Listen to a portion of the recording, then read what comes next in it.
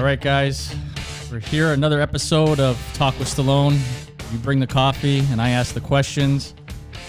And today in the studio, we got the A-Team, Alfredo and Mr. Andrew D'Amico. Hello, everyone. Hello, everyone. Oh, what's that? What's that? They're cheering for you. Listen to the crowd just go wild. Thank you. So, guys, welcome to Coffee Talk with Stallone. First of all, I want to say you guys are awesome. I've been working with you guys for close to 3-4 years now, I think it's been. Yeah, almost 4 4 years. years, right? Yeah, almost 4 years now. And you guys run out of Remax West in Kleinburg. You got it. Yep. And obviously, I know how much you guys do for your clients and what you do for myself and my team. So I want to thank you for that. I love having you guys as part of my client basis and also as your friends. And I know I've known Andrew for a long time because he came to take golf lessons from me. Crazy how the world works. He actually worked at it pretty hard. He started coming around, and then after I got out of the business, and he fell apart. And ever since I lost my teacher. But in all seriousness, guys, so we're going to talk real estate. We're going to throw some questions out there, and I just want you guys to kind of be upfront and honest. There's no holding back here. The biggest thing about the show is whatever is said is said. Well, then we never mention names, and I know Andrew is. You'll really appreciate me because I'm pretty straightforward and honest. I don't sugarcoat stuff. No, so I know what, and I respect that a lot. I really do. And for as long as I've known you, you've always never sugarcoated and just said it the way it is. Even when my hair was ugly, you're like, "Dude, what's with your hair? You got to get a haircut." Yeah, exactly. I did. By the way, buddy, nice haircut. Thank you. Thank nice. you. Fratelli's Salon. I'll plug them today. There you go. And I'll take full ownership today for dropping the ball and forgetting the coffees. I wasn't gonna bring it up, but since you brought it up, I like that you took ownership. But at least he came with a beautiful haircut. Look Yeah, at but that. he looks pretty, doesn't he? Yeah, he does. So, guys, first question for you. I'm gonna throw it out there. Is both of you have been in the industry for what, 10 years now? A little less. I've been about 6 years. Yeah. 6 years? Been about 5. 5? Okay. How'd you guys meet? Cool story. So, What club was it? and we'll both touch on this. We didn't. No, it wasn't at a soccer club. So Alfredo actually, when I was living at home with my parents when I was a lot younger, he lived basically in my backyard. So our backyards backed onto each other. Okay. He was really good friends with my youngest brother. He used to be at my house more than I was at sometimes. And just through that, we just He was the became. guy emptying out your fridge? Yeah, pretty much while I was at work, and then so pretty much full circle. I started doing my real estate license, and then I think just shortly after he started, and then as a joke, to be honest with you, I'm like, why don't I'll get your license, come to Remax West with me, and we'll start the A-Team. And we chuckled about it like it was just a joke, Yeah.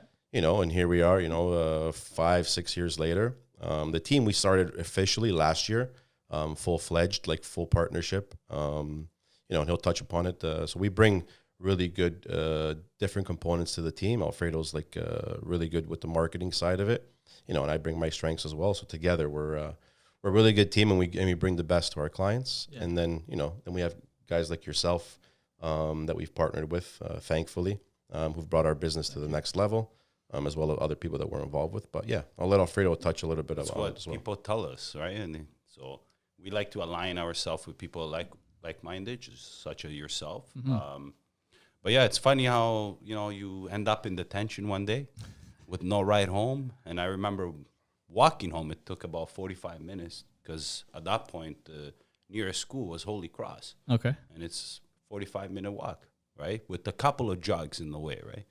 And I had no ride. I remember asking somebody, says, hey, can you give me a ride home, right? He's like, oh, look, Anthony's driving home. His mom is coming to pick us up. I said, okay, could you ask Anthony if he could give me a ride home? And then I remember your mother, Andrew, was saying, oh, my God, you live right around the corner for us. Like he says, the backyard were connected. There was no fence at the time, so we were knocking each other's back. Were you the guy kicking the soccer ball over and then asking him to kick it back? No, because there was no fence, right? Oh, that's right. There's no need for that, right? There was no fence back in that day, right? Yeah, he would just go there and get it himself. The funny part of it all is I remember one day Andrew looked at me, he goes, oh, yeah, Alfredo, he's just piece of the furniture in here, right?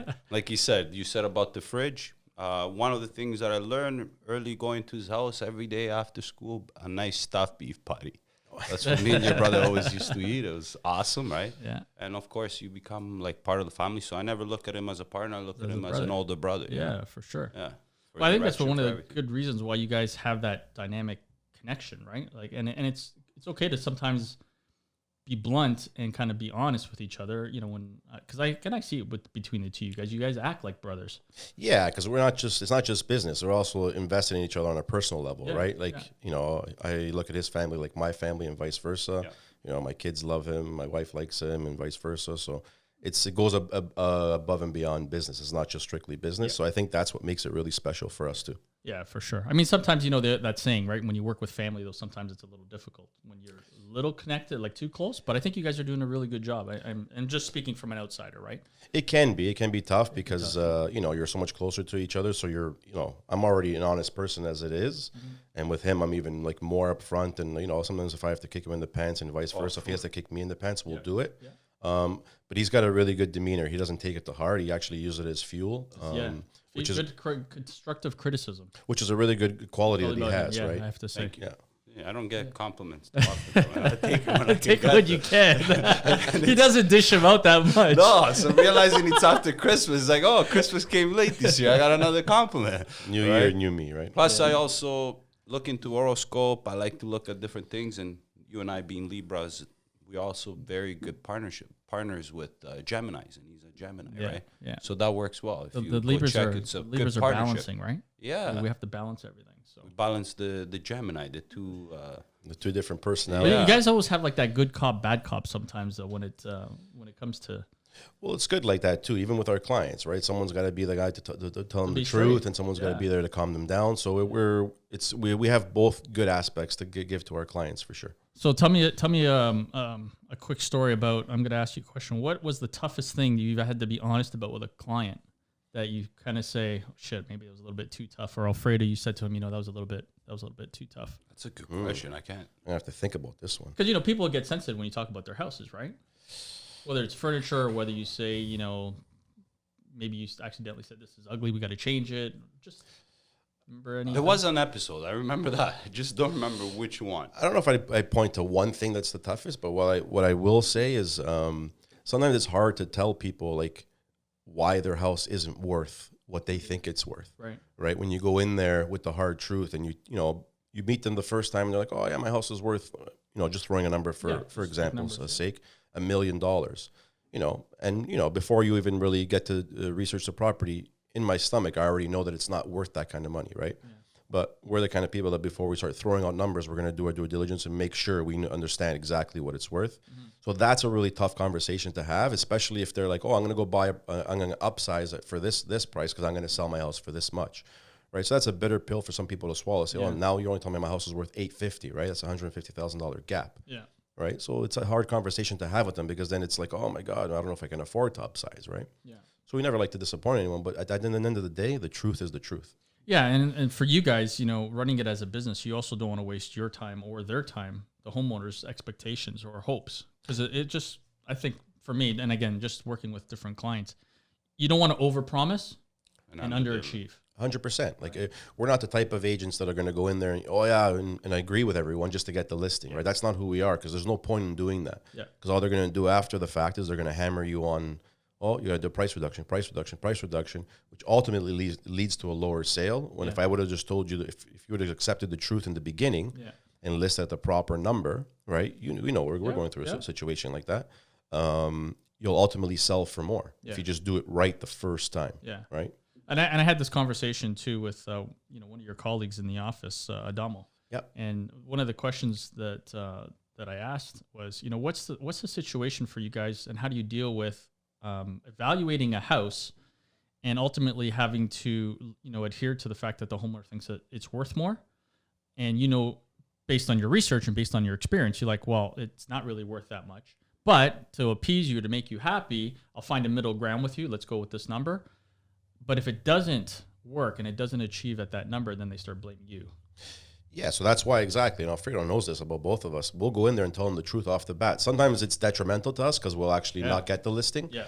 But I'd rather not get it telling you the truth than get it by lying to you. Yeah, 100%. Right. So that's just who we are. Sometimes it's better to lose the listing. Because they're going to realize the truth anyways. Yeah. The truth's going to come out, whether it's a month, 2 months down the road, they're going to say, oh my God, those guys were right. Yeah. You know, we might lose that business, but the next time they're going to come around and say, you know what, let's go to the guys who actually knew what they were talking about and told us the truth. Right. As opposed to this individual that lied to us and told us yes, and then, you know, started hammering us down. 100%. And I got to say, he's really good at making people wear the different hats. Say, hey, you know what?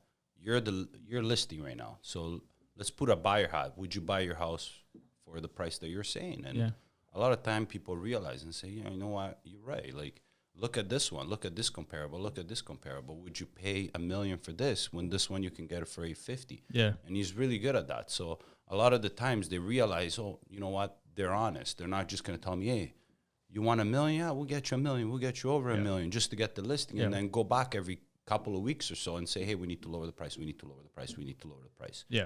And he's really good also at explaining to them and say, hey, listen, if we hit the market with the right price the first time, we're going to sell for more. Look, see this one, see this one, see this one. We already did it. We know what we're talking about. We already did it Track record. thousands of times, right? So, you know, so that's basically what it comes down to. So, but it still happens. You know, some people are in denial. They're in denial. And well, it's kind of, again, going back to, you know, I've had this conversation so many times, but people still think their value of their house is back in 2017 when the market was crazy, right? That too, and what it is like, you know, everyone thinks their house is worth Always. more than the next person's, right? Yeah. Until they have to go and buy a house. Now that house is not worth anything. It's not worth nothing, right? So you can't play that game. You got to be brutally honest with. They got to be brutally honest with themselves, and we're always honest with them. But at the end of the day, when you're always better off pricing the house a little bit lower than it's worth than a lot more than it's worth, because what you'll do in that case is attract a lot more people to the property, which then in turn, you know, is going to garner more interest. You can end up getting more offers. It's tough for people to believe that. And coming from someone who went through selling my house, you have that fear always of underpricing it and saying, shit, I left money on the table. For sure.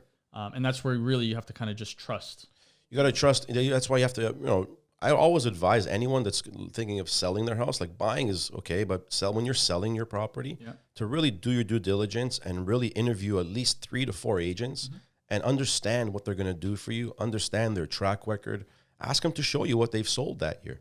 You know, a lot of these people are going to people's houses and then they never sold a house and they're promising them the world, but they have no experience. Or they're marketing and advertising that they have, but they really didn't. Yeah, or they're going to tell you they're going to do A, B, C, and D, and they're going to do none of it, right? They might just do A, but B, C, and D fall by the wayside. Yeah. Whereas what we do, you know, I'm not going to say what we do because then we're giving too many things away. Yeah. But at the end of the day, just be honest with people, tell them the truth, and they have to trust that they're working with the right people, but it's up to them to do their due diligence, right? Yeah. Understand who you're working with. Yeah. And we stand behind what we say we're going to do. We stand behind it 100%, just like you do. No, you have to, right? Because absolutely.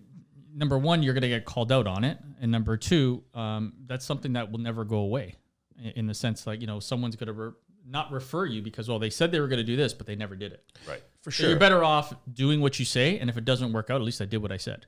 Yeah, exactly. Wrong, right? You know, and it always comes up this, you know, thing about commission all the time. That's the biggest thing for sellers. Like my thing to a seller is their concern should be more with what are you going to net at the end of the sale, not what are you going to, not what cost you're going to incur. Yeah. You know, if you're going to go pay 0.5% to someone, but you're going to sell for $850, you know, or pay 2% and sell for $9, which one's better? Right? It's what's left in your pocket that matters to you, not how much you're paying the agent. The less you pay the agent, the less they're going to work for you. Well, but the less you pay them, the less they can do. They can't do anything. They can't pay for proper photography, videos, proper staging. Yeah. They're going to spend no money on marketing. How are they going to do it? So they're not going to sell your house for free. Yeah, and they're not going to have as much interest to try to get you more money. Because for them, it's like you know, if I can sell it now and I know I can, you know, you're only asking for 800,000, let's just say. Yeah. But if I really wanted to, I could get you 830. That extra $30,000 I could get you, but what's the point? I'm only making like $100 more. Yeah, it doesn't make any sense. Yeah, it's not even about making more. It's just about sellers. Sometimes are their own worst enemy. Yeah, they're taking away the agent's ability to do their job properly, 100%. And then there's agents out there that are killing themselves as well. Yeah, like you know what I mean. You're going to go out there and say, "I'll do it for 0.5%," where if it's 800,000, 0.5% is $4,000. So what are you spending on marketing? There's no money there. You know, $4,000 when you minus the taxes you got to pay, you minus your office fees, you're left with $1,000, right? So you're selling a house for $1,000. How invested are you, and how much did you do to sell that property and maximize the value, right, that you're bringing back? Do you ever have like that conversation with homeowners where you're like, okay, listen, you know, because you guys go into listing presentations all the time and you're saying this is what we do. The A team does this, A, B, and C, and D. If you are, you know, considering any other agent, you know, here's the differences of what we do to versus what they promise they're going to do and that they kind of don't hold you accountable for.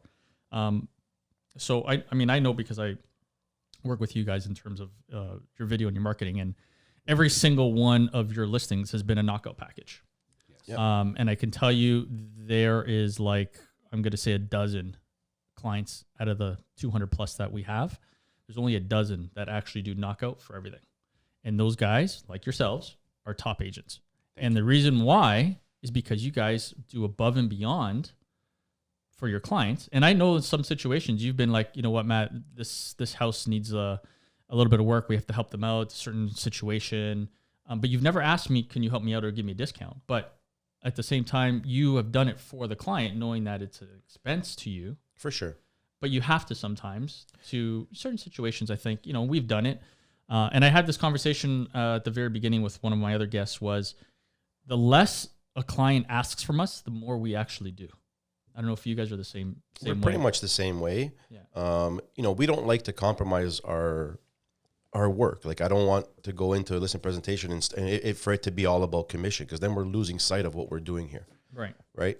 Like imagine, and I'll compare it to an athlete. Like if Austin Matthews, for example, goes in and says, I want X, and then you have like a player who plays on the fourth line, like they're two different things. Like, you know what I mean? You're going to pay for the guy who's going to score you 50 goals because he's worth it, right? It's the same, and he's going to bring you the money to the organization. Where the other guy on the fourth line, he's here today, gone tomorrow. You're not going to compare. It's the same thing with agents. Someone's going to walk in and sit at their kitchen table, talk to them, and say, "I'll do this for 0.5%."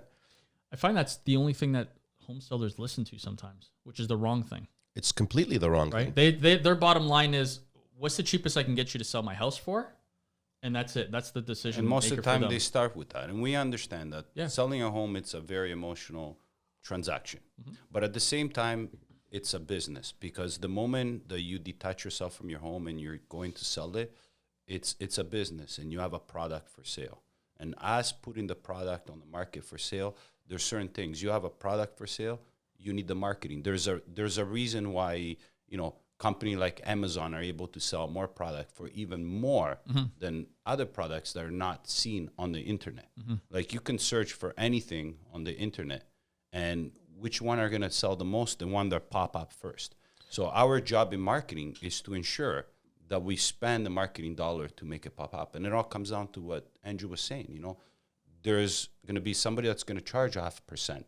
But right away, if you understand business, you know that the 0.5%, it's not going to cover the marketing that it's going to be done for your home. Well, so there's a certain cost to it. Yeah. And we need to make sure that the cost that is there to ensure that the home stands out above any other home, it's going to be there. So the marketing needs to be there, and everything else has to fall into place. It all has to go together, right? It's part of putting a puzzle together. Right. You have to have it. And when you look at a business, you're not looking only at what the expenses are. You got to look at what the expenses versus the revenue. Now you have your profit. And like you was saying before, you got to look at what's left in your pocket at the end of the transaction. So if I'm going to spend more on marketing, but I'm able to sell my product for more, how much more am I selling my product? Mm-hmm. Is it worth to cut out on marketing? Definitely not. Otherwise, we wouldn't be ordering knockout packages. We wouldn't be spending on social media to ensure that, you know, our listing show before other agents, right? Obviously, there's certain agents, like you said, there's a dozen of them that invest the money, and those are the ones that are going to show their listing at the top, right? And that's what it comes down to, right? Yeah, and I'll give you an example. Like, even like you can compare a commission to like investing in real estate, for example. Mm-hmm. So I can go buy a house in Barrie for $400,000, right? But in Toronto, if I want, you know, a comparable house, it's probably like 1.3, 1.4 million. Yeah. It's cost me a lot more, right? Yeah. But where am I going to make more money, right? So if the market goes up, let's say it goes up equally in both places, which it won't, because it'll go up a lot more in Toronto. Right. But let's just say it goes up 3% in Toronto and Barrie. Yeah. So 3% of 400,000 is 12,000.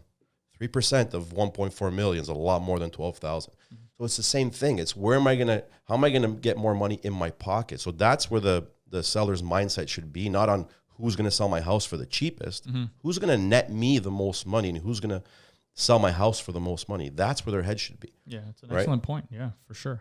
I think one of the the major subjects, like we were just touching on, is home sellers. The first thing that they look at is what percentage am I going to get less from an agent. And I've said this on my Instagram, and I've said this when I try to give advice to people that ask is, look at the power of what the client is going to get you and the bottom dollar line that they're going to bring you. Because if you're trying to save $3,000 or $4,000 when you're going to lose out on maybe a potential extra $30,000-$40,000, doesn't make any sense. Exactly. And in all fairness, we've had a lot of clients that have just trusted us. They said, you know what, charge whatever you're going to charge. We know you guys are going to do the best job. That's why we're going with you, and we're leaving it to you. Beautiful. That's right? the best. Is that all of their clients? Absolutely not, because you always find those people that are always worried about the commission, right? Yeah. But then the ones that get it, understand it, right? Maybe they have a business background, they run a business themselves, and they understand it's about how much I'm going to keep in my pocket. Yeah. They say, you know what, guys, we're okay with that. Like, you guys run with it. Do what you got to do. What you've proposed to us is fantastic. Let's get this thing done. Good. And usually those are the ones that end up getting more. They just trust the system. The price is right the first time and everything else. Ones that ask for less, you end up giving more to them, right? It's just, I think, the nature of things. So my next question that I had for you guys is, how do you deal with one of the toughest subject when selling a house, and which is a divorce? Because that is tough. So we've done 3 or 4 of them. Yep. Everyone's obviously unique. Mm-hmm. There's some situations where, the husband and wife don't talk at all, at all. So you're sitting at the table, they're not looking at each other, they don't want to talk to each other, and it's really hard. You gotta walk a fine line from a legal aspect, which is very important. Yeah. Because that's where experience it can make or break you, right? Yeah. You want to make sure that you have correspondence with both parties, the same email all the time, not just tell one or tell the other. Mm-hmm. They both need to be informed, kept in the loop. And then there's situations where, the husband and wife get along, and it's pretty easy. Yeah. They're amicable. They just want to get it done. They want to move on for the better of the family, if they have any children, whatever the case is. Yeah.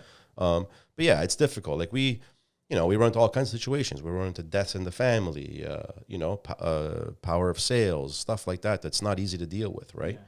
What about when they're not?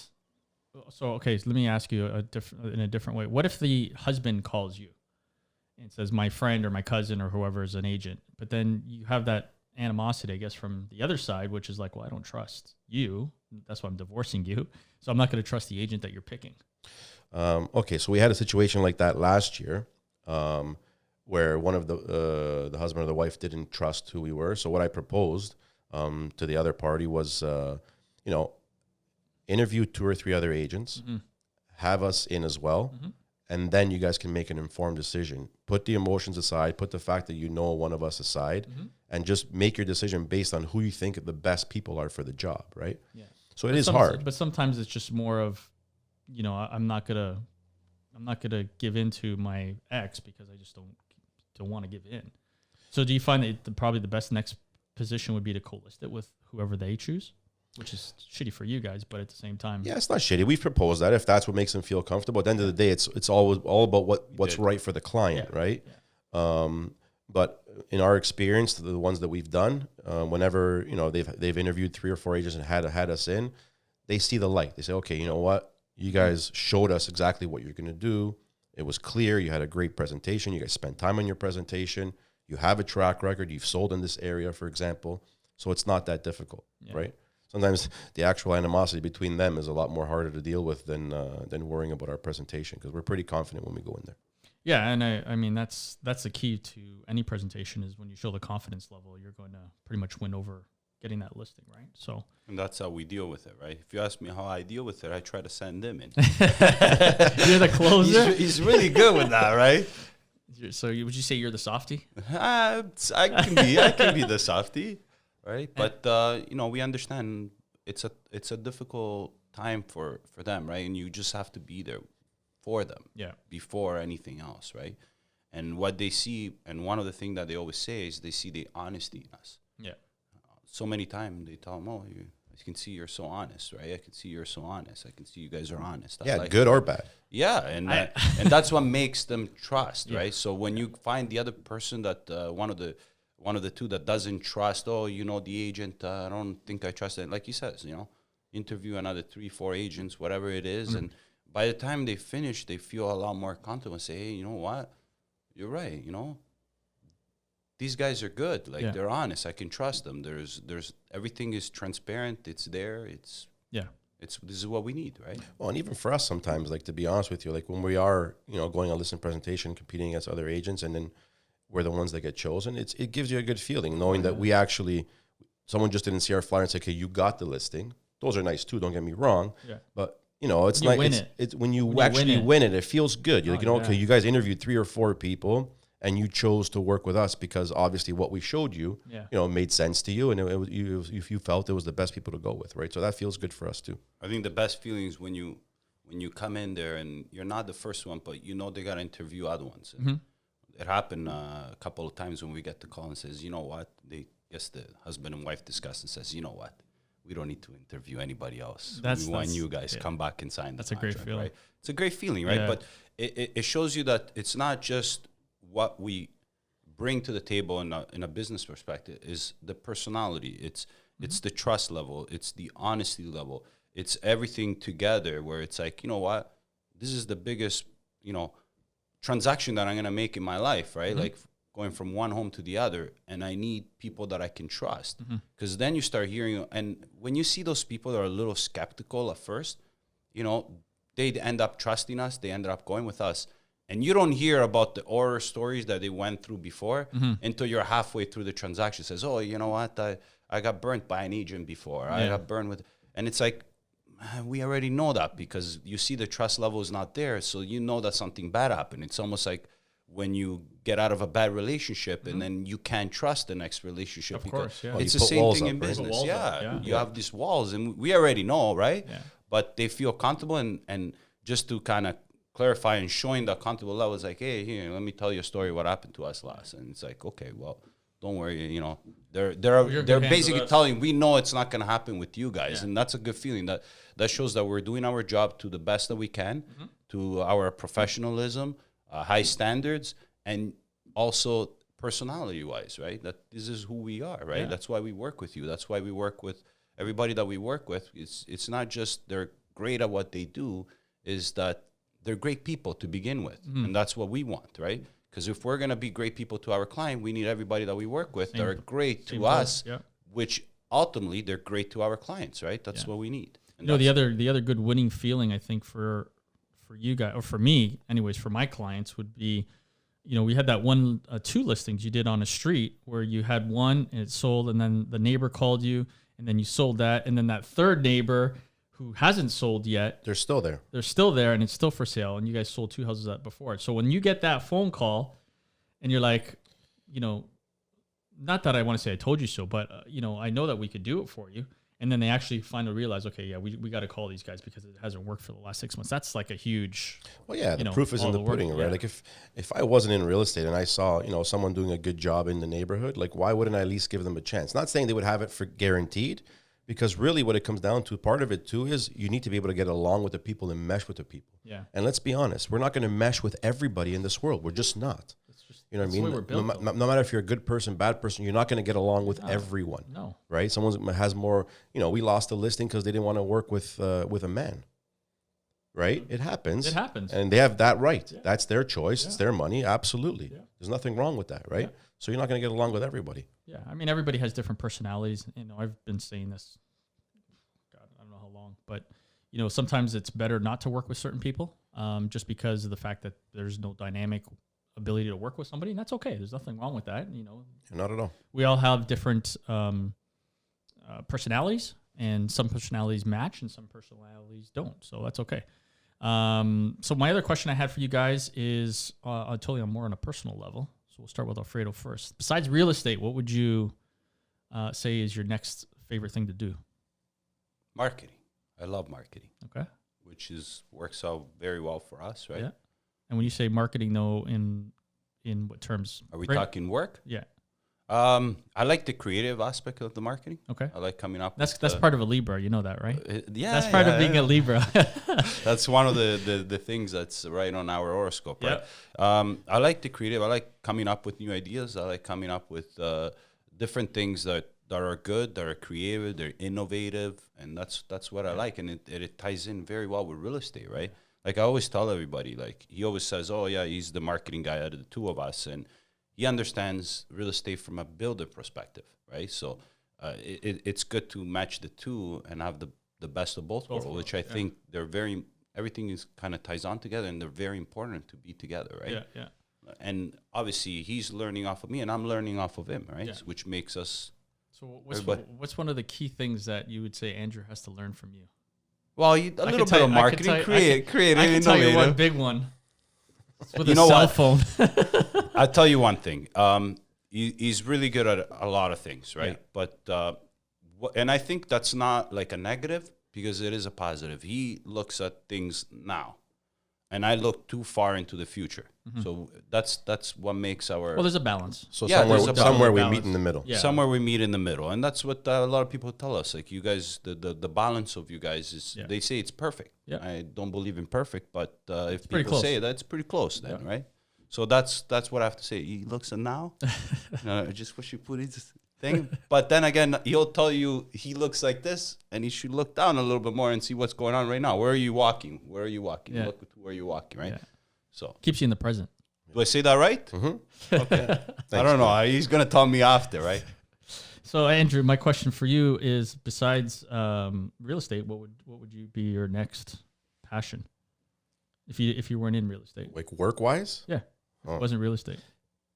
if I had a passion and I can pick it, Yeah, I'd probably pick coaching. coaching. Yeah, What sport? soccer. Soccer. Yeah, I've loved soccer. Played soccer my whole life, and I would, I'd love to coach younger kids. Not too young, somewhere around I'd say 10, 11ish. That's the Mid-teens. best. It's a really good. Teens. It's a really good age. Like that's the age that's gonna, It's the age where they don't talk back to you. Well, that and they're more disciplined. They know what they're doing, and that's the age that they can, if they're really serious about it, that's where they're going to start navigating their way to get to where they want to be. Right. 10 to 12, those are very crucial. So that would be a passion of mine. So between soccer, golf, and hockey, what's your favorite sport To play to play? right now at this age, No, not. Don't worry about your age or your whatever. Just what would you pick if you could? If you were 24 years old, would it be golf, soccer, or hockey? soccer, 100%. Soccer. Yeah, golf would be a really close second. So now at your age, it's what? But now at my age, golf is Golf is at the top of the first. list. Yeah. Since we're talking a personal level, Yeah. and I have something that I want to show everybody at the end. Okay. Right at the end, don't forget. It's Okay. like a bonus thing. Okay. You're gonna show us. You're gonna tell us. I'm gonna show you guys. Oh, It'll okay. tell, and then Andrew will tell the story. And one thing I wanted to mention, it's important, like something important in life to understand is to know what you don't know, right? We can't pretend that we know everything about everything. Mhm. That's why, we hired you guys to do our social media stuff. We hire companies that know what they're doing. Like I can try and go do it myself, but it's never going to be as good as people who do that for a living, Right. right? It's like, yeah, you can go and sell your house yourself, but it's never going to come out as good as hiring someone who does that, lives it, breathes it every day, all day. Well, I think that's one of the reasons, like, some of those companies that are out there that that I forgot the name of it. Not Purple Bricks, the other one. Comfrey. Comfrey, when they were out first and then they flopped. Well, Purple Bricks bought them out, yeah. Purple Bricks brought them out, but they weren't, I think, doing the best job because you're leaving it to the homeowners to try to market something they have no clue on what to do. No, they have nothing. What are they going to do? Right. They have to coordinate showings. They have to start negotiating with the Again, the because agents. because they relied on commission, Yeah, right? for And they sure. lost out. Well, and sometimes they're not even given the proper evaluation on their home, right? Which already starts off the process for them in a poor way. Yeah. I love Purple Bricks because when we go with our buyers, Purple Bricks always give us better pricing, right? Like we compared to one of the deals that we did with Purple Bricks, like they sold it to us for so much below Cheaper. the value where it's like, okay, you could have listed this one at 7% Yeah. and still make more. Yeah. Well, Right? again, but it Meanwhile, goes back to why would they do that when they're not really invested? Right, and you're still have no giving money that invested to do it. 2.5% to the cooperating brokerage, which leaves you with like 2.5% difference there if Yeah. you go full pop of 5%, right? Yeah. So at the end of the day, are you selling it for 2.5% more? No, you're not. So you could afford to go for 7% and still make a better profit with an agent, right? Absolutely. And that's okay. You know, just like every other industry, you need certain things like that good for our clients, right? Yeah. Yeah. I know, I mean, I know a few people that were on that, and then they would call me and they're like, you know, we hate the pictures that were taken from the company. Can you come in and do it? And I'm like, no, I'm sorry. I can't help you. If you want us to shoot it, you're going to have to call one of our clients. Yeah. And I think that's one of the things that, you know, for me, I've kind of, some people say I'm a little bit awkward when it comes to that, because I kind of choose to say, you know, I really don't have to give so-and-so pictures. And that's because you work with another company. But I do it only because I just feel that it's a principle. It's, if you're going to work with another company, then, you know, you get a nice big listing, then you're going to call us to do that one big listing, but yet you gave your 30 other projects to another company. You should just call them to do all your projects. We respect that. And for me, I was going to say, that's one of one of the many things that I respect about you, is that for you, it's not just about the money. It's like, you want to make sure you're working with people who are aligned with you, right? Well, and your values, and you know, are going to showcase a product the same way you envision it. Yeah. Right. And that's why we have the same model. Like, I can work with 1,000 different stagers, right? Mm-hmm. They're everywhere. Yeah. But you know, 1,000 different photographers, they're everywhere. Yeah. But there's not 1,000 photographers that align with what we do. There's not 1,000 photographers that have that kind of quality. There's not 1,000 photographers that are, you know, whenever you need them and they're there for you, they're always there. Like, you know, they're going to be there for you. So no one's going to drop the ball. Well, it's a service, you know, for us, it's always not only about the quality, but it's about the service. Yeah. And they have to go hand in hand, right? We try to service all of our clients as best as we can. And I think one of the things that has always, you know, you've called me at 10, 11 o'clock at night. All the time. Text me is like, can you do a house, you know, and usually give me quite a bit notice, which is great. Yeah. But, you know, we always try to do what we can for you guys. And we really appreciate your business, obviously, that you give us throughout the last 4 years. So that's not going to change. But what is going to change is this guy here needs to start learning how to golf, because you know, we're going to go to meetings on the golf course and he's going to cry that he's not going to be there. Got to get golfing. I know a good teacher that's going to come out of retirement. Hey, well, you know, let's just say I've been out of retirement for a while, so I'm starting to play again, which I love. That's so my answer, because you guys didn't ask me, but my answer, obviously, what's my next hobby? I wish I could be a golf pro. A golf pro? And I was for a long time, and I taught golf, but it got to the point where I just got sick of it. I don't know if you guys get like this with real estate yet, and I hope you don't. But when I was a golf teacher, one of the biggest things that I hated is, you know, I was doing 16 lessons a day, 6 days a week. And I was making good money. I loved what I did for 10 years. But it got to the point where I would leave, I'd go to an event, and, you know, I've been talking for 12 hours about golf, your swing, and I just keep repeating myself, because that's what it sounds like. I keep repeating the same thing to myself, to other people. And then I go and I meet these doctors at a this was my breaking point. So I meet these doctors at this event that we're at, and then, you know, my wife says, well, he's a golf pro, and that was it. It's like I had 3 doctors talking to me. You gotta help me out with my golf swing. You know, I do this. And then they start standing there in the middle of the event, and they're like showing their arms, and they're doing that. I go, guys, as much as I would love to help you out, I just taught 16 lessons. I do not want to talk golf. And I really respect what you guys do, because you open up like people's bodies, and you fix their brain, and you fix their heart, and you make them alive again. To me, that's a hell of a lot more impressive than being a golf instructor. So I would love to help you out, but come to my, you know, my golf lesson location, and I'll give you some golf lessons. But that was, to me, that was the point where it's like, you know what? When I started talking like that, I'm like, I got to step away. Yeah, if you don't love it anymore, you got to follow what you're passionate about, right? Yeah. When you do what you're passionate about, like, it's, for me, and I'm sure Alfredo the same, it doesn't even seem like work anymore. Oh. Like, we get up, and our goal every day is, let's go find the next person or family to help. Yeah. Right? That's our goal. It's a rewarding feeling. Yeah, for sure. Right? You know, whenever it's all said and done, and you sell their house and you find them the next one, they all move in and they're all happy. Like, it's nice. And then you go back and you see your family growing up in the area, and we keep in contact. That's very important to us. Well, you guys just did that event at Christmas time, which was awesome, right? Yes, we always give back to our clients, right? We did a whole, you know, client appreciation event. And the pumpkin one. The pumpkin event, which we do for your community every year. Yeah. But those things are important. That just it shows people that you're not just a number to us. Right. Like, we actually enjoy working with you. We like getting to know you. You know, I know your kids' names, your dogs' names, your cats' names, whatever the case is, right? Like, we become invested with them. And a lot of these clients now are actually like, have become like friends. Yeah. It's Like, Uncle actually, Andrew now, right? Uncle Andrew, Uncle Uncle Andrew. Alfredo. yeah, right? like I go out with some of these people on the Yeah, weekend, of even course. during the week. Like, we'll go catch a hockey game, we'll go out for a dinner. Like, I hang out with them, right? Well, and that's where business relationships means you did it above and beyond what a realtor does, because obviously you've broken that wall barrier of being a service industry person, and then now you've flipped over to, well, I was so good and to you, and we did such a great job that we actually they want us in their life too. It's not just thanks you for selling my house, and I'll call you in 10 years when I'm going to sell again. It's no, I'm going to call you in a couple of weeks and let's go have a drink. Let's go have a coffee. Let's hang out. Yeah. You know? And then, or, like anything, you get future work. For sure. They turn into investors, or they refer friends and family. To me, I've always said this: the best business is referrals. Well, the best compliment anyone can give you is a referral. That means you did right by them. They trust you enough to tell someone else to use you, right? Because I'm very, very picky who I refer, right? Because the last thing I need is to refer someone and then, oh, you referred me this person and they sucked, right? That's why I'm very, very choosy as to who I'll refer. So when someone's referring us, it's the biggest compliment, and we're flattered by it, and we appreciate it.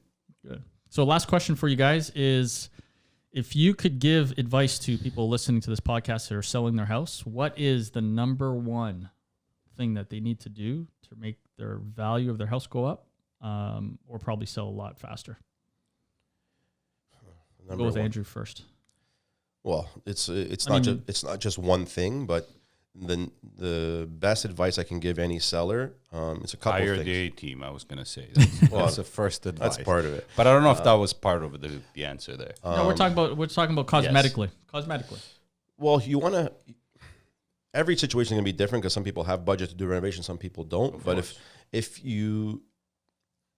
I always put it like this: when you're putting your house on the market, unless this house is a tear down, right, which is different, it's like a bride on her wedding day. That's when she looks her best. And so your house has to be the same. You can't just, you live the same way you sell. It doesn't work that way. So the best advice I can give to people is spend that little bit of money in the right places. I'm not saying start renovating your whole house, because you're not going to get that money back. But there's certain areas within the home that you should focus on. What's the top area? Top area would be kitchen for me. Yeah. For you? Yeah. Yeah, kitchen and bathrooms basically is where you want to spend the money. Yeah, I think and a nice quick paint job. Also, a master bedroom, I think it's also important, but it falls like. Well, if you're looking at the three areas, because that's where the king and queen are going to be. That's what I was going to say. Right? You talk about the king and queen where they live. They're in the kitchen, they're in the master bedroom, and the master ensuite. That's the three locations, right? Yeah, and then 1B would be like, make sure you hire the right real estate agent. Yeah.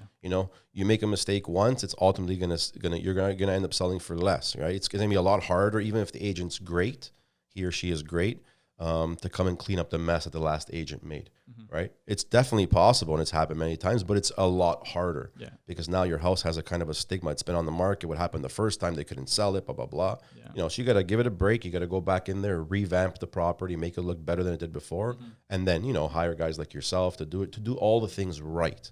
There's no cheap way to have a good product. Never a shortcut. Right? Nothing in life works that way. So my advice would be not to repeat what he says, because I completely agree with him. So let's assume they hired the right people. They did everything that you said. My next advice is, like, sometimes people, they just put it on the market, and you got to give it more love than when you're living in it. Because as you're doing the show, and a lot of people, like, they think, okay, it's on the market, my job is done, right? But no, like, you got to keep it up. Like, fix your bed, make sure it's clean before every showing. If you want to go a little bit above and beyond, right? Like, make sure that the Andrew's big on this one. It smells good, right? Like a cookie dough smell. Like, put some vanilla flavor in the oven. We had people do that. Well, I'm going to give you plug-in. I'm going to give you an example, because this is part of the reason why I'm really big on that, right? And I totally agree with you. When your home smells inviting, you have, like, I'd say 3 to 7 second window when they walk into first open the front door to make an impression. So if it smells of dog, or it smells bad, or you just finished cooking and it smells like fish, like it's not going to give them an inviting feeling. You're right. Right? But I mean, how do you deal with that? Like you have, you know, a house is up for sale and you have to live in it. And then you have, okay, we have someone come and look at the house. Well, okay, can they come after dinner? You just finished cooking a meal, right? So, and the other part, just not to cut you off, but the other part is also keeping it clean. The way you guys finish staging it's so hard, right? That's the tough it's a lot, and a lot of it, you know, it falls on obviously the homeowner to do that. But we explain that to them. This is not going to be fun. We're a team. You know, I've sold my house a few times as well. You know what I mean? And I know what it's like. Every morning you got to make the beds. You got to leave the house like it's, you know, back to the way when we left, after the stager left and after the photographer left. It has to be the same way. Yeah, that's the tough. toughest thing I hear from clients. It's like, tough. Oh my God, how am I going to keep it this way? It is very tough. Like what we did, just to give, you know, people some ideas, like when I was selling my own home, we tried to not fry anything in the house. Yes, I was just like make healthier meals. Yeah. There's ways. If we can, you know, we went to a parent's house or whatever to eat, if that's a possibility for people. My wife always made sure the property was, you know, when she left in the morning, and I helped whatever we teamwork. We made sure it was good. And now I lost my train of thought. That's not good. What you did at your house, how to keep it that way? Oh yes, what I did at my house to keep it that way was we all used, like me and my wife, my 2 children. We only used 1 bathroom. Okay. So why let, you know, why you got to clean three bathrooms every morning? There you go. There's some good Everyone tips just for you. shower 1 bathroom, brush it. It's a little bit inconvenient, but It it's is. At least you're it's cleaning one a room. small sacrifice for a bigger goal, right? So that's what we did. We all used that. You know, we tried to stay confined until like our basement was finished, so we had a TV down there. We stayed in the basement in a little area we can watch TV, so the upstairs didn't get ruined, the main floor didn't get ruined. Just small little things like that might help people, right, and make it easier, because it's not easy. Yeah. The bottom line is there's no sugarcoating it. When you're selling your house, easy. it's not easy. Yeah. Right. Well, we'll leave it off on that. That was a great tip. I didn't even think about that. That's a really good tip. And guys, thank you very much for coming out. Hold on, did we do the bonus thing? Oh, sorry. What's the bonus thing? Do I get to run out of the room for like a second? No, we have all the cameras set up here. You can't run out anywhere. Well, then let's talk about it then. Okay, let's talk about it. So if I call his phone, Yeah. what pops up, it's not my name. It is now. You changed it. In 2020, I changed it, but you can tell them the story. He's So a new man what- now, what- 2020. What pops up, it says Super WAP. Yeah. So he's actually sent my contact to clients, say, okay, he's going to come, and then they get this thing, and then I get there, and they're like, hey, Super WAP. I'm like, how do you know about that? Right? So I thought this was a personal thing, since you asked a personal question, and it's something fun to end off the podcast. and I wanted him to explain. And then if he forgets anything, I'll add it in there, right? Well, he's been the Super WAP since probably like 2000, maybe. Going back that or since when you were young kids? 98. 98. Yeah. So my best friend Rob, he actually gave him that name one time. He just called him Super WAP, and it stuck with me. And then I just ended up calling him Super WAP ever since. And I even saved him in my phone as such. Believe it or not, my accent was a lot more thicker. All right, well, with Andrew D'Amico and Super WAP Alfredo. I was just going to say Super WAP. That's a take, guys. Thank you guys for coming out. I appreciate it. Thanks for having us, Thank you man. for having us, yes. All right, guys, take care. That's Talk with Stallone. And Happy 2020. happy 2020, guys.